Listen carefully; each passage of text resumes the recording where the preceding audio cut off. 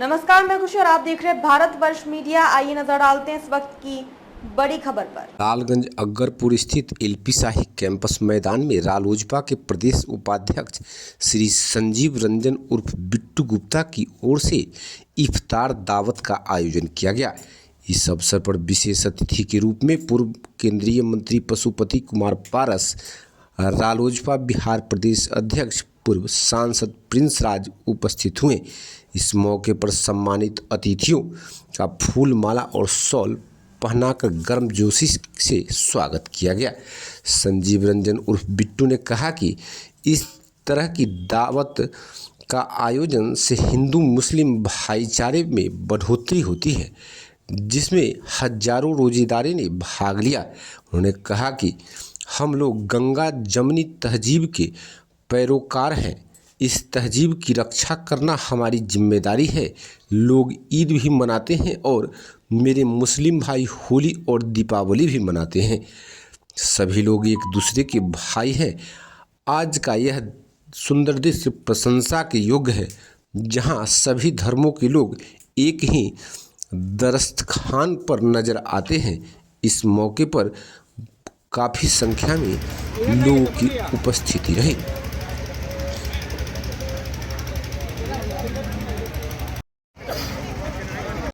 आज इफ्तार पार्टी का आयोजन किया गया है और स्वयं पूर्व मंत्री पशुपति पारस जी का भी आगमन हुआ।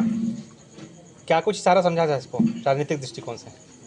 ये राजनीतिक कार्यक्रम नहीं रहा। सबसे पहले आप सब लोग ये करेक्ट कर लीजिए, ये एक सामाजिक और एक धार्मिक कार्यक्रम है। और जैसा हम पहले भी कहे हैं कि हम रहने वाले लालगंज के हैं और लालगंज में सभी तरह के हमारे मित्र हैं, चाहे वो हिंदू कम्युनिटी से बिलोंग करे या मुसलमान कम्युनिटी से बिलोंग करे। तो साथ में रहने का, साथ में खाने का, ईद साथ में मनाने का, होली साथ में मनाने का, दीपावली में साथ में पटाखे फोड़ने का, तो ये सब हम लोग बचपन से हम लोग करते आ रहे हैं। तो ये एक जो माहौल है भाईचारा का, वो हम लोग आज से नहीं वर्षों से मेंटेन करते आ रहे हैं, चाहे वो हमारे पेरेंट्स हो, हमारे ग्रैंड पेरेंट्स हो। तो इसी सिलसिले में एक विचार किया गया कि हम लोग अभी रमज़ान का एक महीना चल रहा है, बहुत ही पावन मंथ होता है, तो इसमें हम लोग सब भाई लोग मिलकर के पार्टी किया जाए और सभी मुस्लिम भाइयों को उसमें इनवाइट कर करके उनके लिए इफ्तार का दावत अरेंज किया जाए।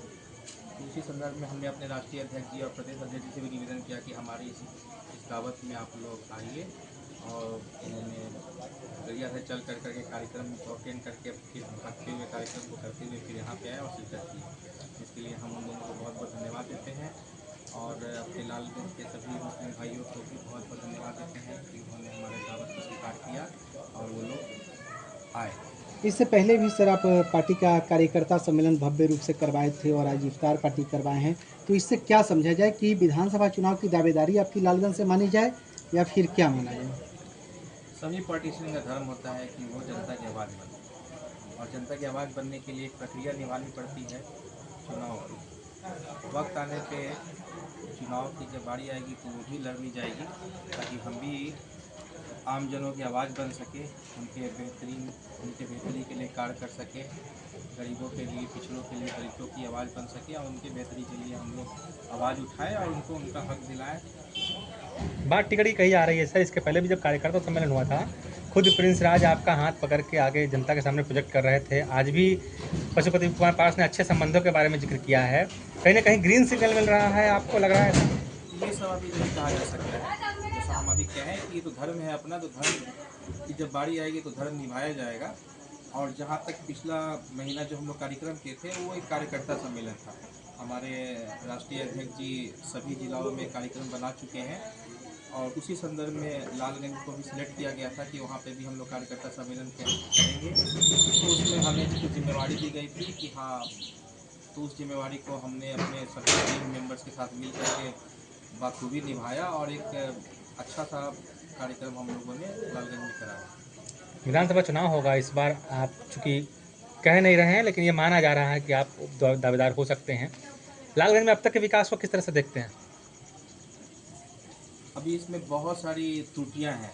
अभी अगर हम गिनने बैठेंगे तो हमें लगेगा कि चाहे वो ग्रामीण क्षेत्रों से लेकर के अगर हम शहरी क्षेत्रों तक जाते हैं तो हर प्रकार के विभिन्न प्रकार के लोग हैं, गरीब भी है, अमीर भी है। एक बुनियादी जो स्कीम जो है लालगंज में, चाहे वो स्वास्थ्य से संबंधित हो या शिक्षा से संबंधित हो, और जो बेरोजगारी जो दिखाई देता है युवाओं के बीच में, ये तीनों मुख्य रूप से हमको आज भी वो दिखाई दे रहा है। तो इसमें बहुत ज़्यादा कुछ सुधार हमको दिखा नहीं, और ना ही ऐसा कोई इनोवेटिव योजना चलाया गया जिससे पढ़े लिखे युवा हो या जो पढ़े लिखे नहीं है स्किलफुल भी हो, तो उनके लिए ऐसा कुछ मॉडल बनाया जाए कि वो इंटरप्राइजिंग हो सके, वो अपना इंटरप्राइज कर सके, खुद का अपना लघु उद्योग स्टार्ट कर सके। तो एक ये तो यहाँ पे कमी दिखाई देती है हमारे क्षेत्र में। अगर क्षेत्र की बात करें तो, और दूसरा जहाँ तक शिक्षा का है, तो शिक्षा का तो पूरे बिहार का जो डिस्टर्बेंस है वो हर किसी को पता है। कहीं बच्चों को ठीक से भोजन नहीं मिलता है, तो कहीं यूनिफॉर्म ठीक से नहीं है, तो मतलब पढ़ाई लिखाई जो है, जो टीचर का जो होना चाहिए एक्टिविटी या जो गुणवत्ता होना चाहिए, उस तरह का उसमें बहुत कमियां हैं। तो अभी कितना गिनाते चले। अब वैसे ही फिर आप आ जाइए स्वास्थ्य पे, तो स्वास्थ्य पे भी हमको दिखाई देता है कि डेली कहीं ना कहीं से हमारे पास कॉल आता ही है कि ऐसी ऐसी समस्या हो गया है, बीमार हो गया है, लालगंज के अस्पताल में गया है, वहाँ से वो रेफ़र कर दिया है, PMCH गए हैं, वहाँ पे सीट नहीं मिल रहा है, कैसे इलाज कराएगा। तो कम से कम इतना बड़ा ये क्षेत्र है लालगंज विधानसभा, इस क्षेत्र में लगभग हमको लगता है कि 6 लाख लोगों की जनसंख्या होगी। तो 6 लाख लोगों की जनसंख्या के लिए एक ऐसा अस्पताल नहीं है कि जहाँ पे इमरजेंसी सेवा जो हो 24/7 हो और हर प्रकार का इलाज जो हो यहाँ पे हो सके।